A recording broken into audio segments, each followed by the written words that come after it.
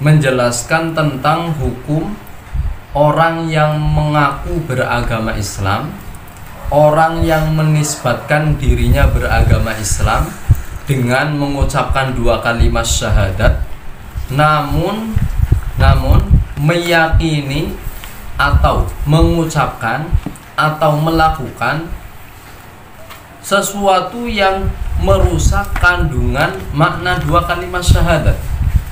Maka orang yang seperti ini atau kelompok yang seperti ini, ya, hakikatnya bukan orang muslim, walaupun melaksanakan sholat, walaupun ya mengucapkan 2 kalimat syahadat, walaupun melaksanakan puasa. Contohnya banyak, seperti halnya kelompok hululiyah, ya, kelompok hululiyah. Mereka berkeyakinan bahwasannya Allah Subhanahu wa Ta'ala menyatu kepada hamba-hambanya. Jelas keyakinan ini merusak kandungan makna 2 kalimat syahadat, karena dengan seseorang meyakini Allah di dalam sesuatu, yakni berkeyakinan Allah menyatu di hambanya, berarti menetapkan Allah ada di satu tempat dan menetapkan bahwa Allah memiliki ukuran, menetapkan Allah ada di dalam sesuatu. Ini jelas bertentangan dengan ayat lam yalid wa lam yulad.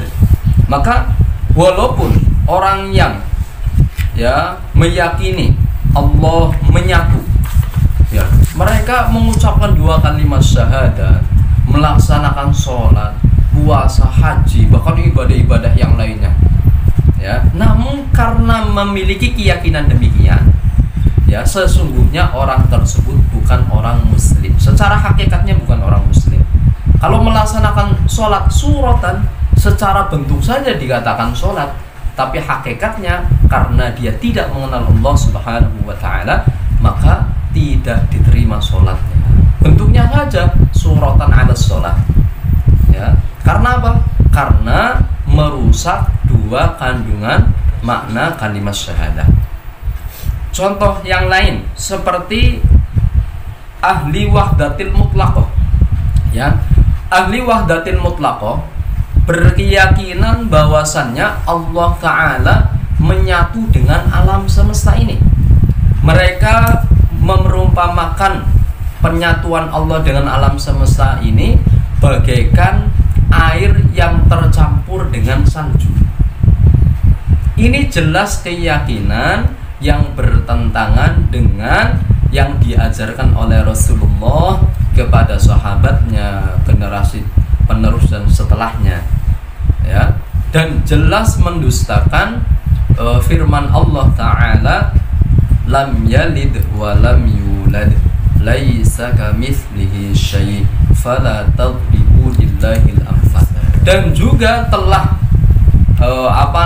keluar dari dalil akal yang sehat. Artinya orang yang berkeyakinan bahwasannya Allah menyatu dengan alam semesta ini sudah tidak bisa diterima oleh dalil akal dan juga tidak diterima oleh dalil akal.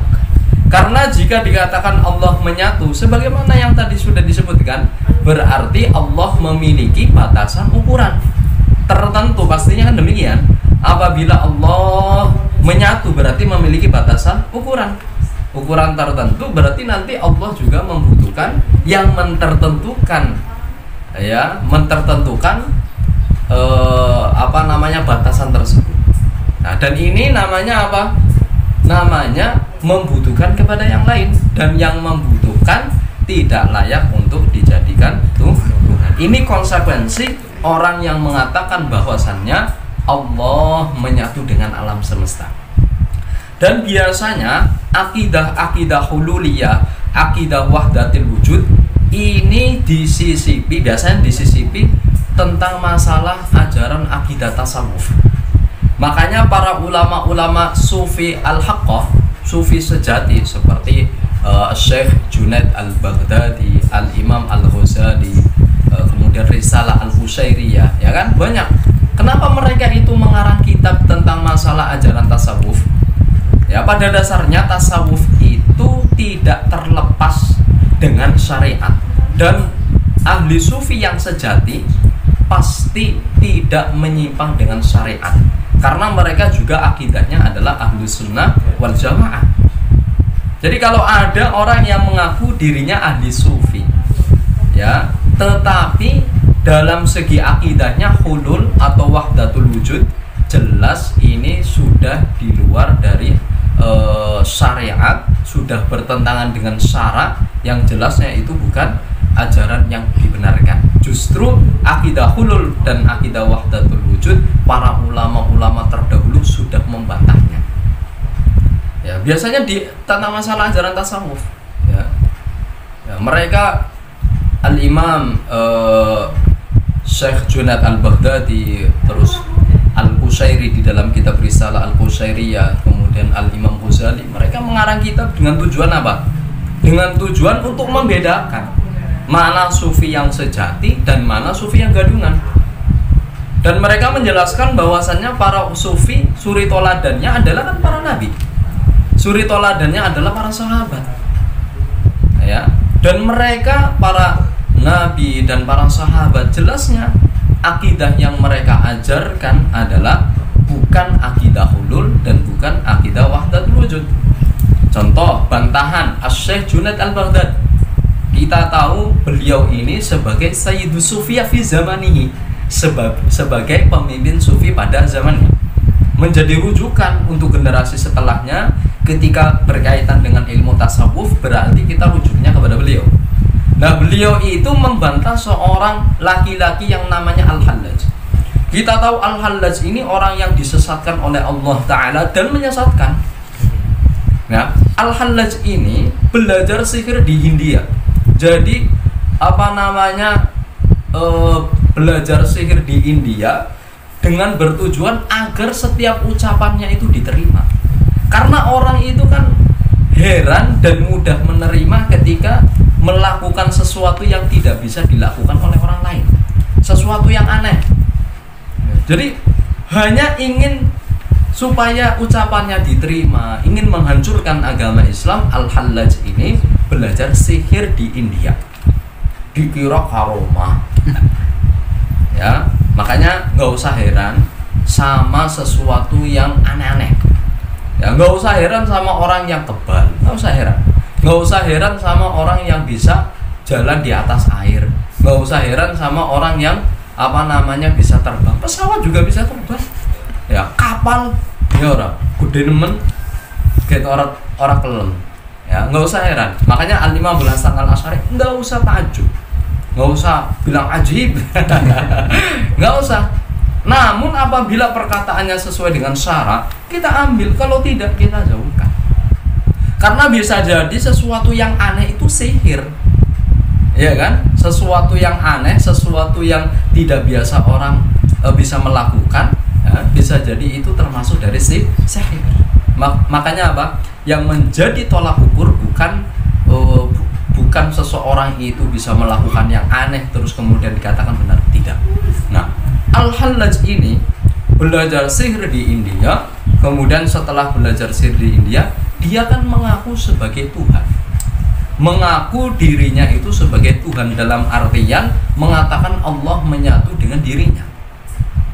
Makanya Asy-Syaikh Junaid Al-Baghdadi itu mengatakan, laqad fatahta suhratan fil Islam la yasudduha illa ra'suk, yang maknanya engkau wahai Al-Hallaj telah membuka lubang di dalam agama Islam yang mana lubang tersebut tidak dipenuhi kecuali kepala kamu. Maksud dari perkataan Sayyidus Sufiyah fi zamanihi, yakni Asy-Syaikh Junaid Al-Baghdadi, adalah bahwa keyakinan yang mengatakan bahwasannya Allah menyatu dengan seseorang ini sudah menyebabkan seseorang keluar dari agama Islam. Ya, makanya Muhyiddin Ibnu Arabi mengatakan bagaimana mangqala bil hulul fadinuhu ma'lum wa mangqala bil ilhad illa ahlul ilhad. wa man qala bil ittihad illa ahlul ilhad.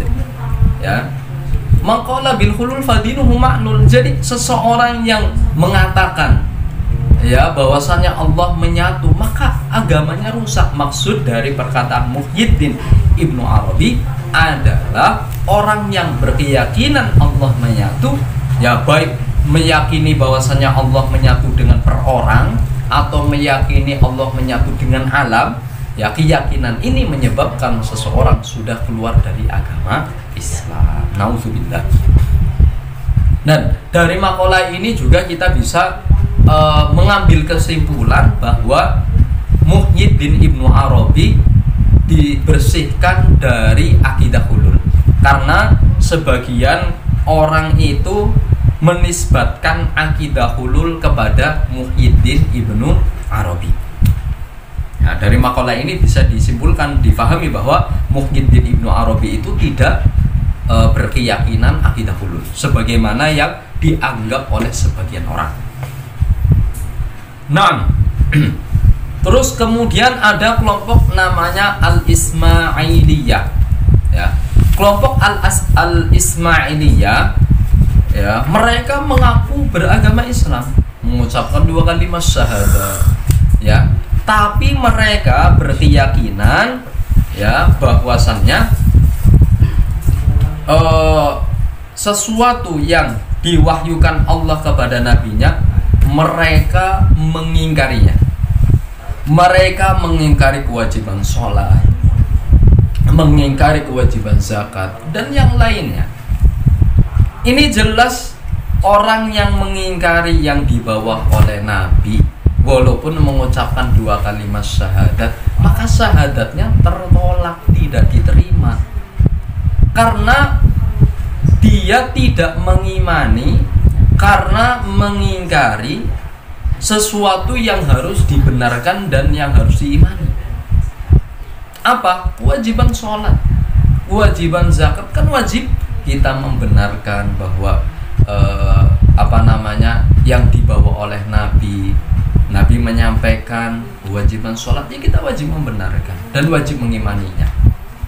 Ya, kalau dia mengingkari, jelas sudah keluar dari agama Islam. Karena apa? Sudah ingkar dan menentang apa yang sudah disebutkan di dalam Al-Quran, menentang yang sudah disebutkan di dalam hadis, menentang yang sudah dikonsensus para ulama ahli sunnah wal jamaah. Nah, ini kelompok Al-Ismailiyah. Jadi kesesatan kelompok Al-Ismailiyah yang sampai menyebabkan keluar dari agama Islam, mereka mengingkari syariat agama Islam, mereka mengingkari kewajiban sholat, mengingkari kewajiban zakat.